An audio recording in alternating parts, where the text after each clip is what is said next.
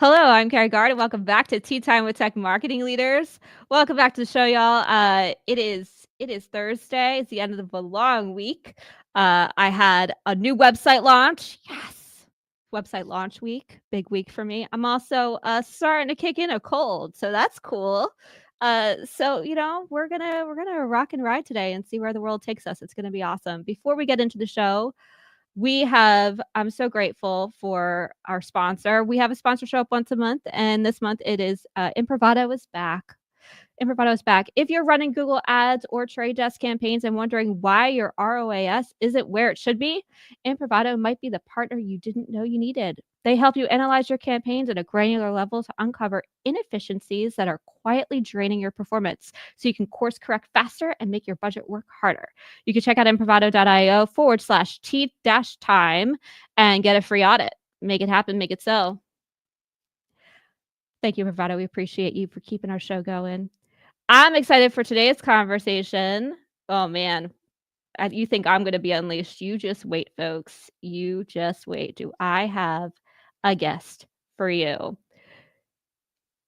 If you've ever met someone and thought, this is what clarity looks like, you've probably met Beatrice Gutknecht, founder of Badassery by B, host of the Art of Branding podcast, and a globe-trotting strategist who's built brands across continents, from luxury hotels in Myanmar to architectural hardware in North America. Beatrice brings the kind of energy that turns a stagnant brand into a magnet. What sets Beatrice apart isn't just her ability to craft unforgettable brand identities, though she does that on the regular. It's her unwavering belief that brand strategy should actually work, not just look good on a slide deck. Her clients walk away from more than a style guide. They walk with a stronger referrals, faster sales cycle, and customers who stick. Beatrice, welcome to the show. Thank you so much for having me on, Kerry. That was quite an intro, girl. Like, oh my God, like just heading right into it. Yeah, man. I gotta do you justice. I been following you, and you don't hold back. So I gotta set this up. Before we get into the heart of our conversation around how brand should fuel your revenue, let's talk about, I just gave sort of an overview of what you do, but I'd love to know how you got there. So share with us your journey.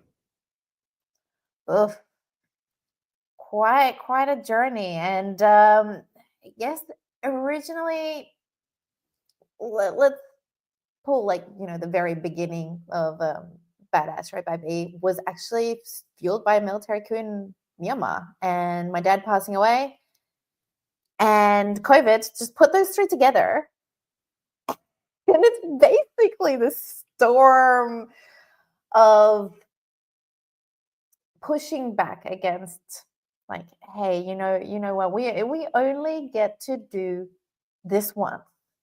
So what have I been waiting for? Why am I always like looking to others? Like, what, everyone's like, oh, just play it safe, get a stable income, then you can do what you want.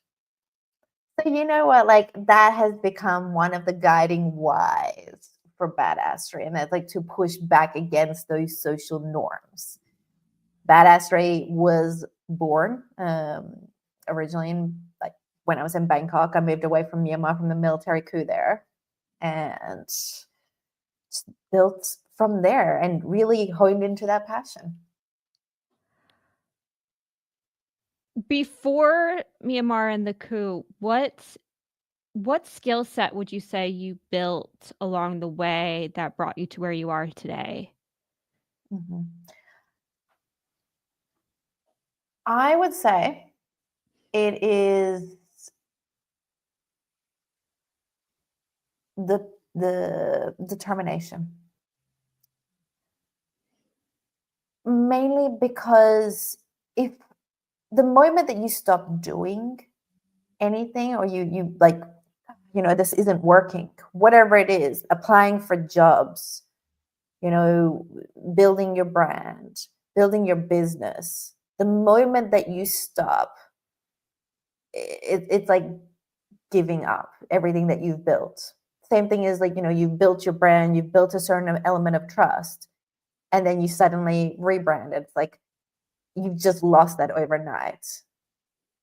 So that determination, regardless of what people say, and the confidence that really clicked later on in life, or clicked back on, because I had it as a kid, and then school and all these things being like, oh, hey, you shouldn't have a voice. It's go see what everybody else is saying.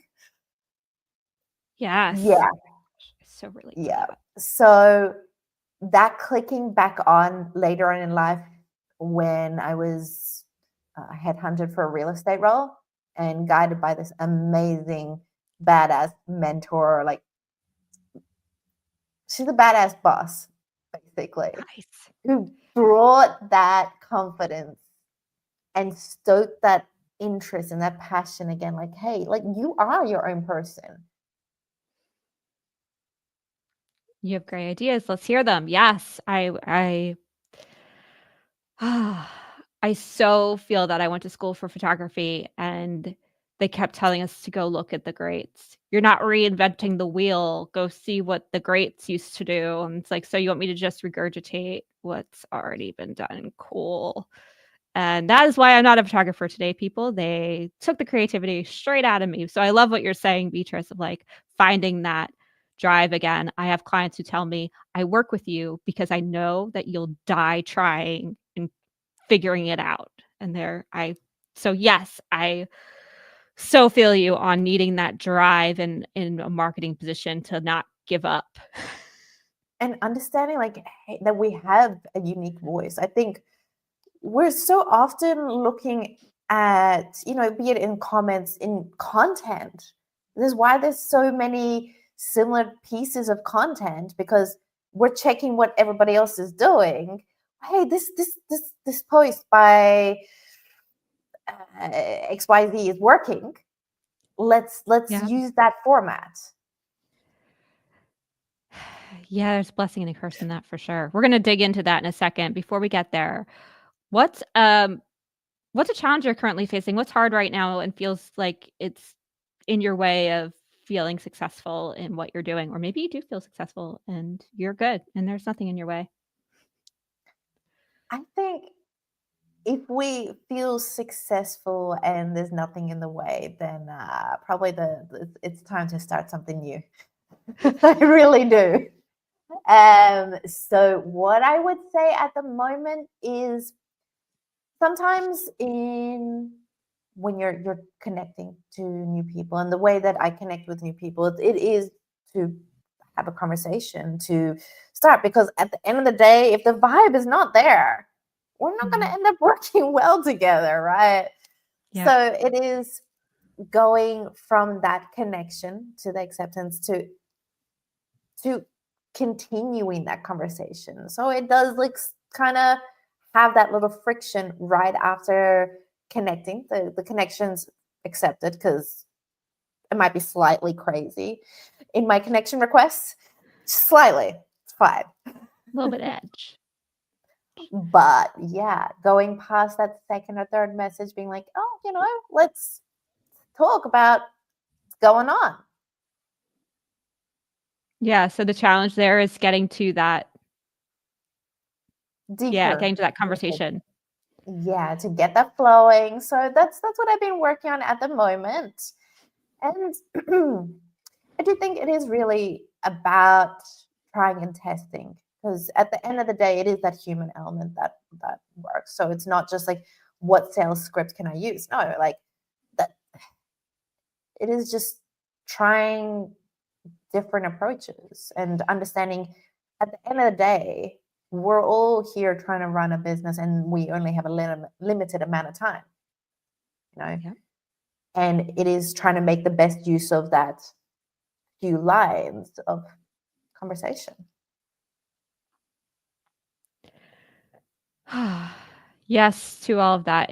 We're on the struggle bus with that as well.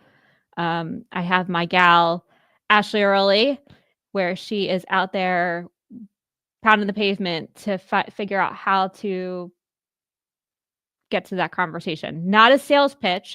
I think we're saying the same thing, which I love, and what's so important about, this sort of you cannot ask for a sales meeting, right? And nor should you, right? But figuring out what's going to spark that conversation of how you can be helpful and fuel the network through value is like, what's that? And that is such a hard nut to crack. So I feel you on that. Ashley and I are on the struggle bus with you, Beatrice. You are not alone in that whatsoever.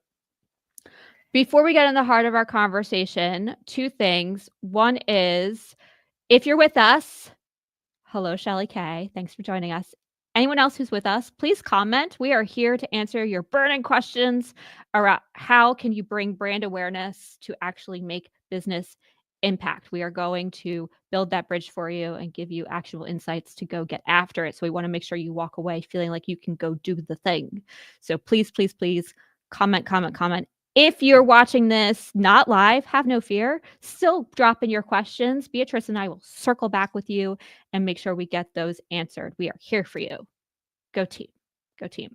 As a friendly reminder, this episode is brought to you by Imprivado, who helps you bring all of your data together in one platform so you can really see where people are coming from, how many touch points they had, and if they are ultimately, what's ultimately driving that pipeline, right? So it's, in terms of attribution these days, it's not really the one size fits all. This one thing made this thing happen. It's lots of things, lots of little things. What are those little things? What is that journey? What is that path? And Imprivado can help you uncover that. So thank you, Imprivado, for being our sponsor today. We appreciate you. All right, Beatrice, let's get into it. Let's talk about this. So you've said before that branding isn't fluff, it's fuel, which is totally where I stole that from. Tell us what that means, especially in B2B service businesses. This is more than a logo. Brand is more than a logo. It isn't fluff. How is it fuel? So the way I see businesses often approach a rebrand is that is the keyword at the moment these days, right? It's like, oh, we need to have a rebrand. And the way I see it, rebrands, that it should not be the go-to, because it is basically like putting a fresh coat of paint directly on peeling the old paint, the peeling old paint. Oh, such a good analogy. Exactly. And at the end of the day, it's why I see places like Jaguar. Oh my God, Things Pretty Little Thing. There's been a few rebrands, and they're big rebrands, and I'm just like, what are you guys doing? Even like Twitter to X, the core is still the same, and that's why what I recommend, instead of being like going for a rebrand, go to refresh what you already have or reposition. Because if you're going to do a proper rebrand, that's like gutting out your apartment, right? You're starting from scratch. You want to like completely go through all of your values, everything, right? So go with a reposition. Try to see, okay, what is it that we stand for? What about our team? Get your team involved in the process.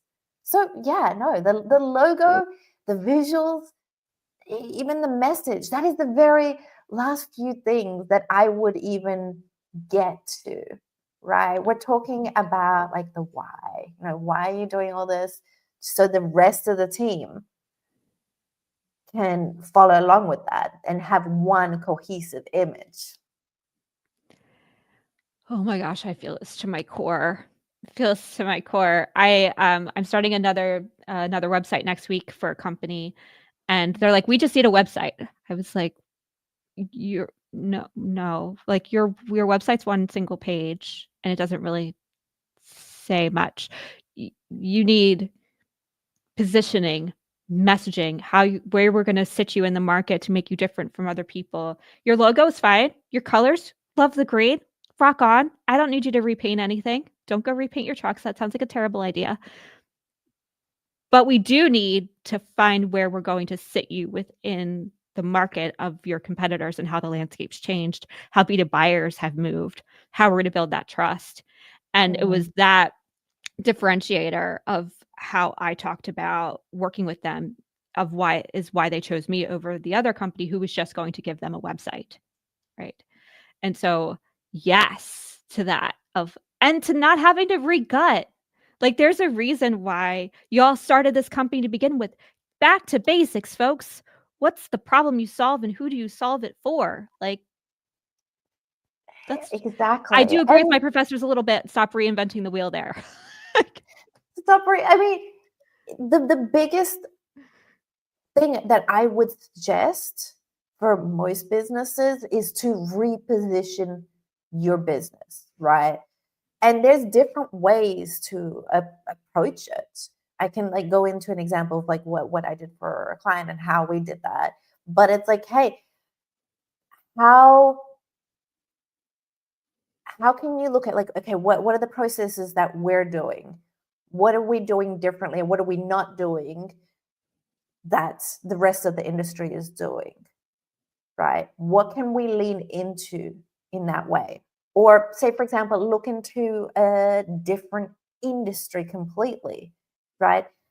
Take from two knowns, right? The known in your industry and the known from another industry. So like say, for example, there's this brand called Halo Top. They started off, they went to the ice cream industry, but there are so many competitors in the market that have been established for a very long time versus, so then they looked into like, okay, hey, what about the gym supplements industry? So it's taking the known to providing, hey, how about a post-workout ice cream with protein? Right? That's a differentiator, yes. It's a differentiator. You're pivoting, and the rest of your industry, they can't do anything. Right? They're so busy looking at each other and following each other that by the time they see what you're doing, they're going to be behind you. You're going to be the established one. Or, and this leans into what I did with my client, was have a look at the buyer journey. Really dig into like, okay, what's going on? Where are the pain points? So for them, what we did was, okay, what's the one problem that keeps on coming up? So for context, they're an architectural door and cabinet hardware business. And their the end user used to, they come to the house or have a look and like, hey, like I saw this in the magazine, this kind of entryway. It's really fancy. It's so nice. And because by the time they came into the picture, the house has already got the bare bones. So it's built like the builder grade door, the regular door entryways. And they were like, sorry, based on what you've already built, we can't do that. So we're like, okay, let's have a look. At what point in the process, the design process, etc., like when can they come in? And they replied to me, they're like, okay, so it would be best when the designer is doing the drawing so that they can get like that special kind of doorway in there. And I'm like, all right, how do we resonate with them? How do we connect with them at that point? Because like you still need to make it relevant, right? So it's like, okay, they're always out there looking for ideas, looking for resources. Like, how can we be ahead? How can we be the best designer in the market? How can we be the one that's chosen? You're not making it about you, you're making it about them. So finally, we pivoted and repositioned them as a resource to designers from everybody else who is still focused on coming in later on in the journey. Yeah. That's so smart in terms of like identifying, because that changed your audience too, right? So we don't always, who we think we need to be talking to isn't always who we need to be talking to. So I love that. I think that's what positioning is all about. I've been having conversations with a newer client where we're also trying to work on positioning, and it's trying to figure out the ideal. And I keep talking to them about like, who do you ideally want to work with? And they're like, well, we can't work with them right now. I'm like, I hear you. There's limitations, yada, yada, yada. But who do you want to work with right now? Ideally, like in a perfect world scenario, all the planets align, because that's how we need to find that sweet spot and position you in a really hyper targeted way. And they push back on me really hard because they need revenue now. I'm like, I hear you. We're going to do things to get you the revenue now, but in terms of long-term brand building, we have to talk to the companies that you're going to work best with for the long run. And so, yes to doing that work, yes to digging in. I must have drove my client. He's like, I feel like I've been saying this to you over and over again. I'm like, you are, but you're not answering my question. Not answering it the way that I need you to answer it. So I'm going to keep asking it until I get there. And so doing this work, how do you navigate the people? I'm getting selfish here, people. Sorry, not sorry. I'm sure we're all feeling this because everybody wants us to move quicker than the speed of light. So how are you navigating that, Beatrice, and sitting in the upfront work? They just want the website. They want it to be pretty. They want the logo. They want the thing. And we're like, hold the phone, slow your roll. We got work to do. How are you helping your clients take that minute, take that breath, and do the hard work with you up front? So what I actively promote is adjusting your brand as you go. It's all about those small pivots. So as we work through it together and have those consultations, it's like, all right, so over this conversation, we've come to XYZ points. How can we implement that in your business? How can we implement that with your marketing team? How can we implement that elsewhere on your website? What are the things? Like, these are the things. All right, cool. So let's get that done. So that way you're still moving forward. You're never on a standstill. It's not like those pretty rebrands where it's like, oh, we're going to hold it for like 6 months and we're going to spend like millions of dollars on this like new logo and rebrand, which just, people remember for all of 5 minutes and then it's like, okay, next. It's like iterative. People shouldn't really notice, but then suddenly it's like, whoa, like, this brand is just, it's stuck in my head because of XYZ. Like, and I've noticed these little things, which it's connecting to me. Same as with really good content, right? You remember it later on because it's like, oh, I felt something there or connected with me in that way. You're not going to remember all the different iterations beforehand, right? The same thing is like with Oatly's, how they evolved over time. That's true. If you think Right? about them, yeah. You don't remember their boring version. You don't remember the little like ad bits or the things like how they've changed their packaging to become what they are now. And I'm sure they're still going to keep on iterating. And that's what I recommend. So you're not losing out on that present moment. Duolingo is another example where they sort of snuck up on me with their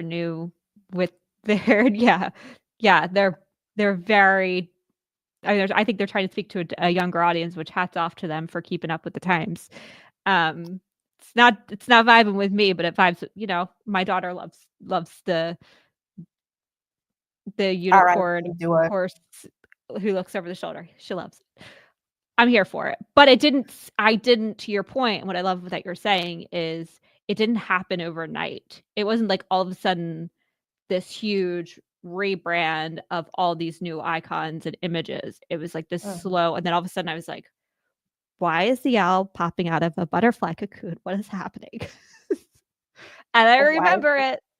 I remember it. Exactly. Or even their app, the little face on the app, which is like completely and utterly ugly. Yes, There's a reason behind that. It's memorable. it is memorable. And I want it gone, so I will go into the app to do my daily lessons so that it can stop staring at me and give me the evil eye and being on fire. Exactly. Like it's become so well known with the threat to your life, right? To all of our lives. Like it's in their like it's in the way that they comment. It's in their advertising. Like they've made it so immersive in the entire experience. So basically, you're building out a world. Now, the way that I see things moving forward, like in the next few years, is things really becoming like brands really becoming like worlds. So they're building up worlds. That's why, you know, we really love like Harry Potter or Lord of the Rings or Bridgerton. It's all escapism, right? And that can be borrowed from in brands, right? Because the moment that you start building out a whole structure, a whole environment, is the moment they can like kind of disconnect from their day to day. So when you're doing Duolingo, you're kind of disconnected, or you know, in their stratosphere. You go onto their Instagram, you're automatically like your head is like, okay, where is this little snide remark or Duolingo like threatening ad? You're in a different spot, and that's what we crave. We're so busy all the time trying to keep ourselves like, what is that next thing? That those things are attractive as hell. Let's transition this to a B2B conversation because I love what you're saying. And I want to make sure that it translates for those who are listening who are like, this doesn't pertain to me because I'm B2B, you're talking about B2C. But I think it can. We can create that world sort of building vision when, especially in SaaS, right? When people have to log into an app, right? So when you're talking about brand, Beatrice, and what you're saying right now, you know, we tend to sort of say like brand awareness and brand building, and it feels all very like out there and top of funnel. But where we've come into, and what I think is important, is it's actually all throughout, including into the product, right? And that all leans into the positioning. And from that positioning and the differentiation, you're building out a clear and distinct voice. So the way to, it doesn't matter B2B, B2C, but you're gonna have a stronger brand as a B2B if you build out a clear voice, and that is associating certain elements. Say, for example, I'm gonna lean into pop culture because that's my thing. But like, say for example, you take two pop culture characters that you really resonate with. I don't care if it's a TV show or it's a book or it's a movie, right? And you're like, okay, what about them? What are the attributes that resonate? And those are the things that you can start translating into the way that, you know, you do your content as a business, the way that you're doing the DMs, the way that your website is written out, right? Using those little phrases. You're not losing anything of like what you're selling. You still want to have that clarity of like, hey, this is what we do. But there is that voice, that very distinct voice that's associated to your business, and that makes it sticky in minds. Hi, Terry. Thanks for joining us. He says we can with brilliant marketers, not with AI. Rock on. Absolutely. Yeah. And I think AI is a great tool for ideation, that you can poke on it to like, you know, I've just had this idea. How can we like further elaborate it? It's there. Why not use it? But I don't think that everything should come from AI, because those distinct voices come from us. You know, it's that human element, it's the human side that wins out. Yes. Yeah, Exactly. and I had this conversation with, another one of my clients when I was being brought on, and, I was talking about positioning and messaging and how he's gonna bring on a technical expert who can take very complex things and boil them down to simplicity with tone and personality, because I love the way this client speaks and the personality that he brings. I just wanna bring that through. It's brilliant. I love it.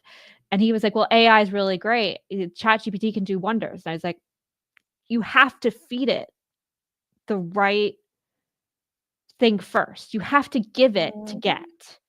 And so we have to do the upfront work first of mhm. positioning and messaging and voice to dial that in. And then we can build a GPT and all the things around it to help us do our job faster. But we have to do the upfront work with humans first. So, Exactly. And associating, right? So same thing as HubSpot. They're B2B, right? mhm, But they've become very human. You can go to their socials and you're like, I can relate with them. There's a human behind here. And regardless of what the business is, that is what you want it to feel like, as if you're talking to a certain character, a certain person. And that is a consistent one. You don't want like it to be all yes, over the place with different voices. You're like, whoa. that's true. Yep.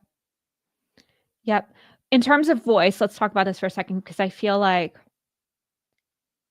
to your point earlier, the internet's kind of become very samey in terms of what people are Mhm. saying and how they're saying it.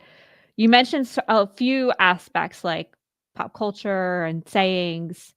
When you're trying to build a brand voice for other companies that isn't you, like I feel like I have a certain voice that I've sort of encompassed, and and I have to write my own content. I can chat GPT to an extent, but I end up always it just gets me off of the blank space, but I end up rewriting it.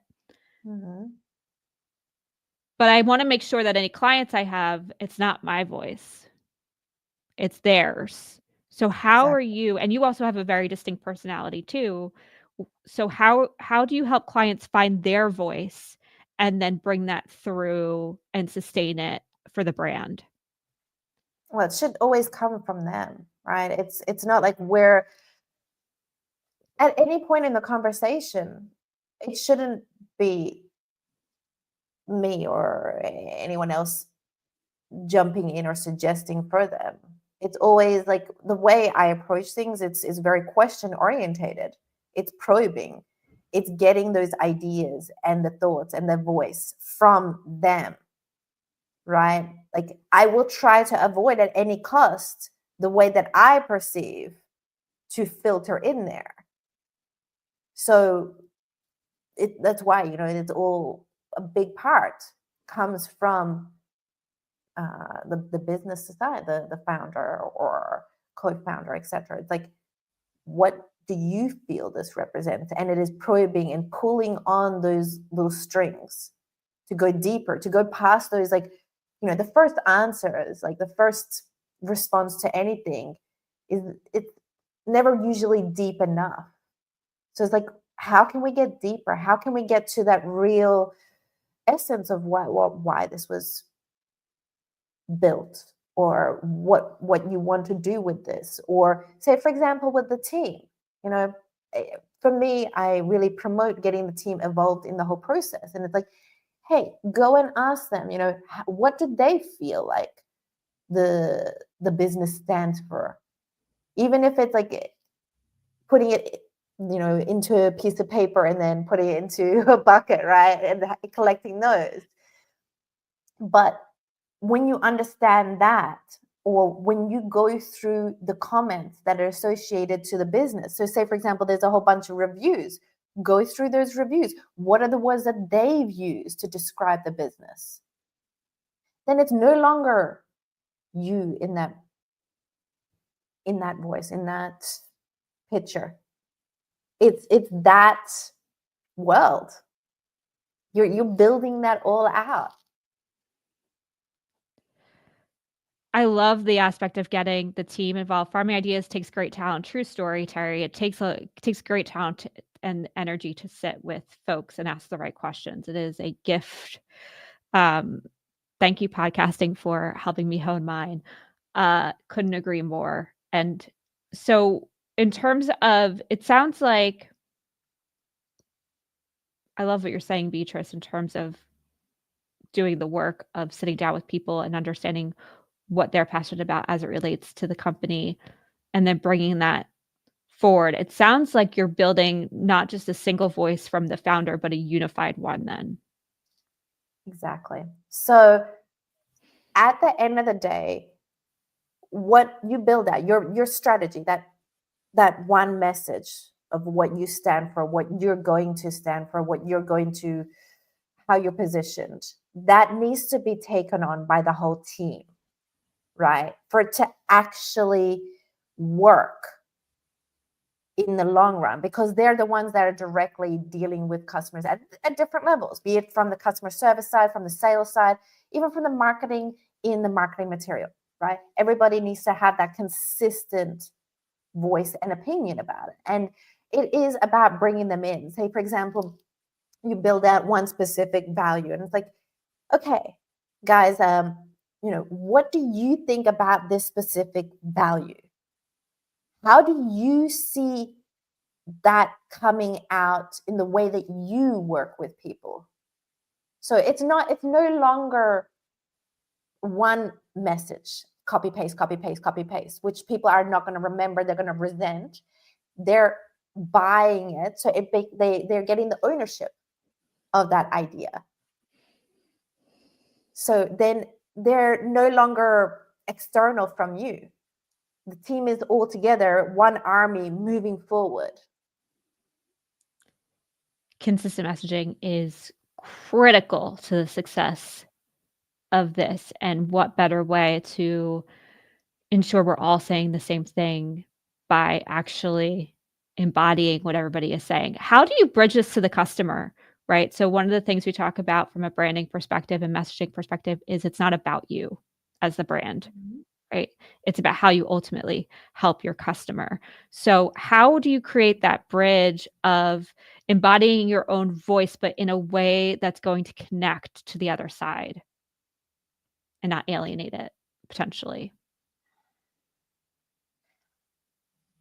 I see it as a balance of, a lot of the time, your customer doesn't necessarily know what it wants, right? But at the same time, there's always going to be somebody that wants something. It is just a matter of testing it out. And it's like, okay, so this is the information that we've received thus far, right? So perhaps your customer service have received XYZ comments about a certain product. They like this element or they don't like this element, and it's like pivoting based on that information that you're compiling a bunch of information. And it's also why I recommend businesses not to approach like your brand strategy until later on, once you have had that information come in and once you have those experiences, because it makes it very clear in terms of what kind of direction you want to be moving forward and how people are responding to that. And then building, going back to what we were talking about before, right? As we're adapting as we go, we're also getting the responses. Are people like pissed about it? Do we need to like completely adapt?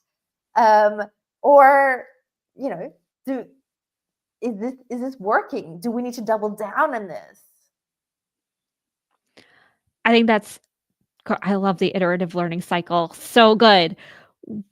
Let's talk about timing then. So when do you start building? I mean, you're going to tell me like, as soon as you're a thing, but like ideally, when would you bring somebody into this process of starting to build that brand and that one voice? I know it's as soon as humanly possible, but do you need to wait till you have a product ready to go to market? Can you do it? Should you do it sooner? And why? Like, I feel like people generally, here's how I see things going, and we can talk about why you should or shouldn't do this.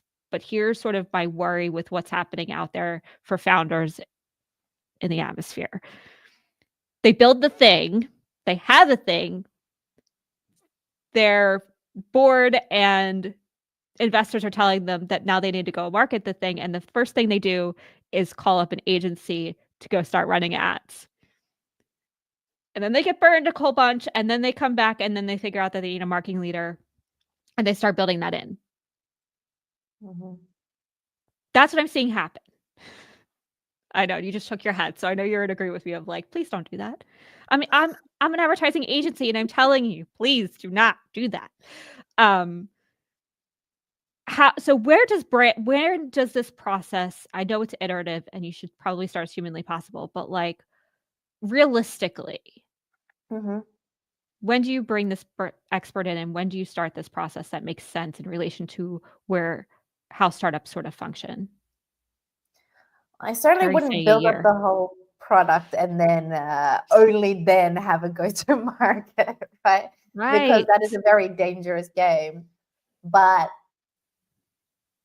I would first encourage the experiences, right? Have people work with your service or your product. Have those experiences built up.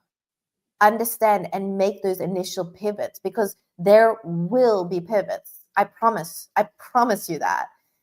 Make those pivots first, because if you try to do anything related to like your brand or your marketing right at the beginning, 6 months down the line, you're going to want to change it again, and that's going to be a costly affair, which is unnecessary.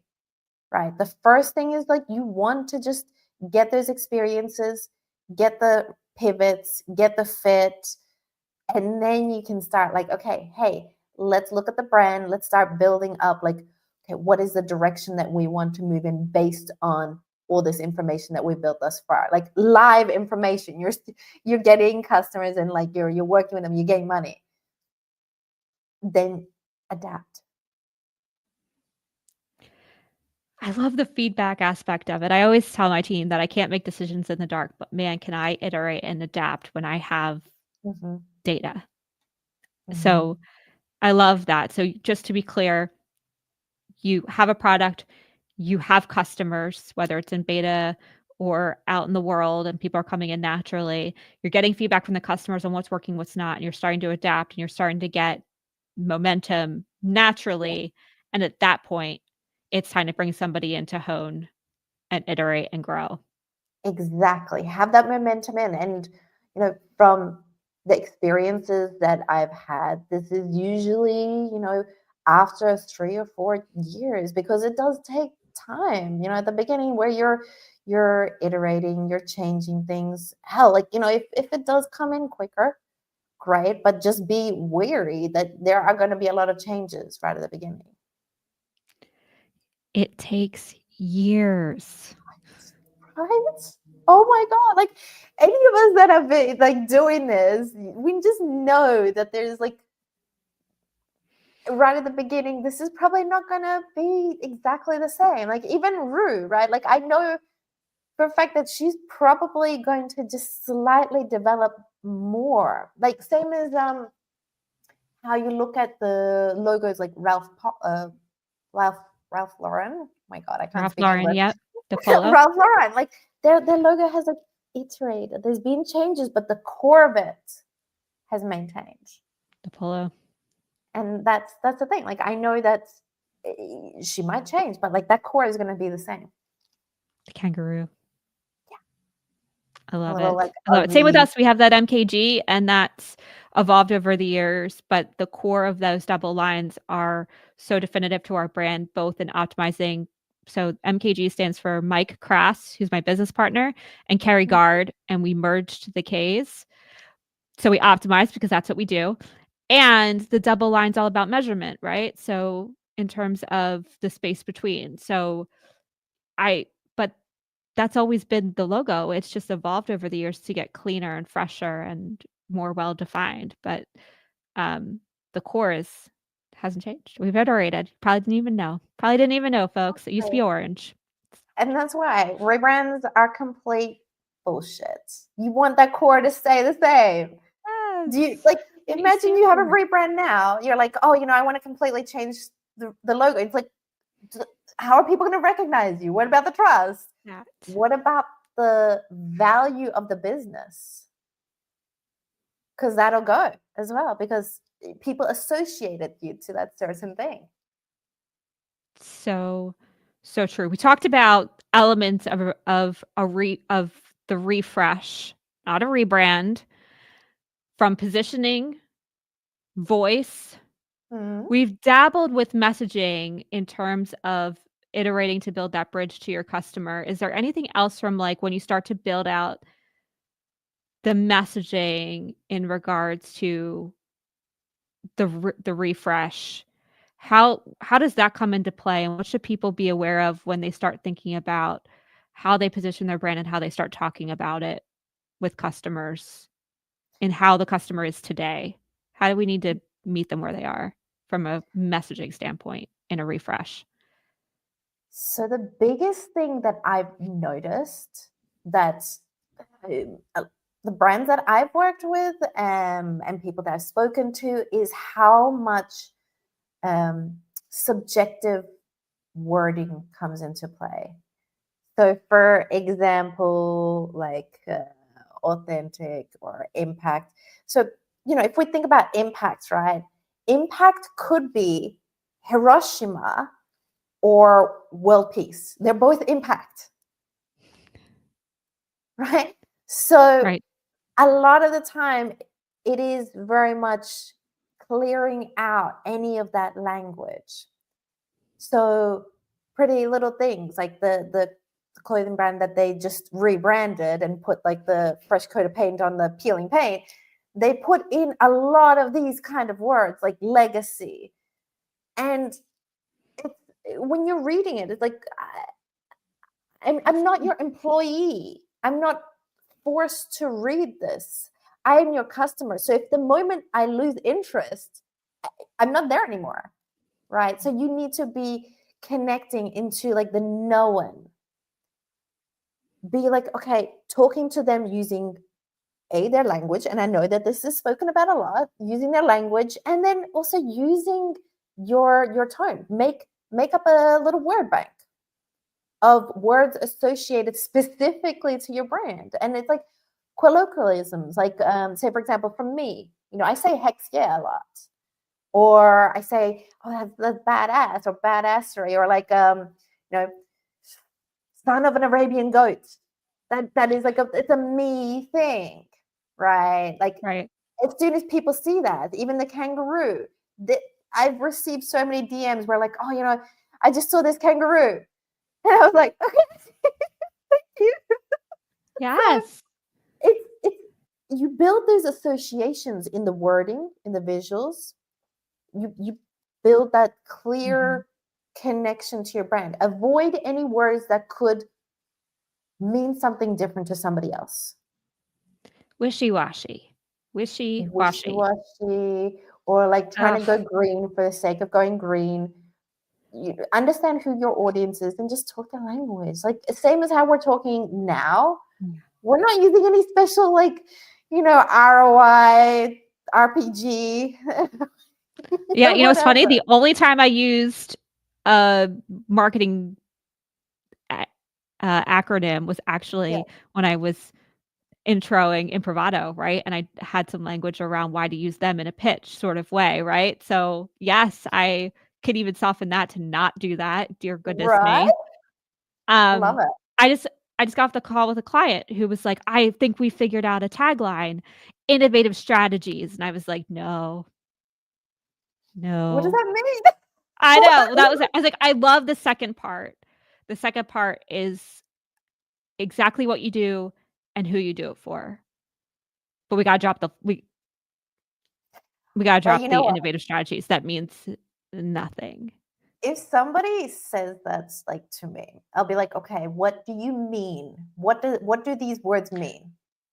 I started down that rabbit hole and it just occurred to us that we didn't even need it. Yeah. That's how you come to it without being like, well, no, you're wrong, you suck. Because a lot of the time people like you want to hold on to the idea so damn hard I was like, You're proud of it. Yeah. Yeah.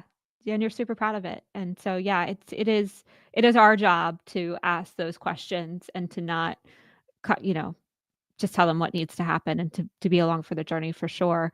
I Elijah, I love your little toodles. You can like hear it. You can like hear you say it. It's the best when you sign off on emails that way. And Terry, yes, ChatGPT, the only thing that made their launch any good was the fact that they were net new tech that we were all excited about, not because they had this brilliant brand or name. Um, no, no, right time, pretty right place. Right right time, right time, place. right. Yes, that's really what they just happen to be in the right time at the right And place. Let's close out here, Beatrice. We talked about uh, positioning, voice. We just moved on to messaging, which is you got to be crystal clear on what you do and who you do it for. Find that, bring your voice into it of what those colloquialisms, what some of those little keywords that people can associate the tone and voice of your brand. Bring this home for me from a messaging standpoint. How do you measure that this is working? What metrics do you use from a brand perspective to mhm. say, yes, we're on to something, or dear God, we got to pivot like yesterday? It is a lot of the time that the feedback, you know, the level of like referrals, the level of like how many times that your tag that your message like mentioned, because the point is like you need to know how sticky your brand is. Like this messaging, this visuals, it can't just be them one by themselves. Like I'm never just going to focus, hey, just your messaging. So overall, it's like okay, how sticky is the brand? Like, are people talking about it? Are you getting referrals? Are people like messaging? Like, okay, say for example, at any given time, you're like, okay, how did you find out about us? Like, what was it about us that drew you to us? And it's what they mentioned there that you need to lean into. And I know it's overspoken, and there's a lot of hate on that whole question of like, somebody connects on LinkedIn and it's like, oh, what drew you to connect? I disagree. I think it's a fantastic way to understand what's working and what you double down on, what you take off. And it's how I've iterated as well. I just posted on LinkedIn a few hours ago, and I've been having multiple conversations where this has been coming up around on your contact form or demo request or whatever that final marketing thing is before it goes to sales. There's that field of how did you hear about us? And this is not the first time I've been hearing about this little field constantly now for like the last month, and how much information people have gotten around. Yes, they get like gobbledygook and online. I saw somebody post that they put that form in and people said that they heard about them online. Gee, thanks. But the real interesting ones are the people who are talking about how they used ChatGPT and what their prompts were, and the the qualitative data that they're getting from that is eye-opening and imperative. So I love what you're saying. I'm hearing it again around that qualitative feedback and how Yeah. key that is. And that is one way to get it to include that form referrals. I love that you're just asking people when they connect with you, like, what made you connect with me? I think that's yes. What a great way to start the conversation. And you don't even need to do it as boring as what made you connect with me. Like you can, like you kind of can make fun of it. Of like, hey, this we're both doing the same thing, right? Like especially on LinkedIn, for example. Like we're a lot of us are in business or like we're working. And it's like, well, like just out of curiosity, have fun with it. It's like we only get to do Gosh, this thing once. I think that answers your question, Terry, as to why consumer marketing, why B2B marketing has lagged consumer marketing. And it's because we've been really boring and straight to the point and feeling like we can't have personality. And I think what you've been saying, Beatrice, is no, please find your voice, find your brand, and lean into that personality of what that brand should embody and stop being boring. And I think we'll catch up with consumer faster that way for sure. Exactly. Or hey, why compare? Like, let's outpace them. I'm here Where's for the it. limit? Let's do this. Let's do it. Let's do it. Beatrice, I could talk to you forever.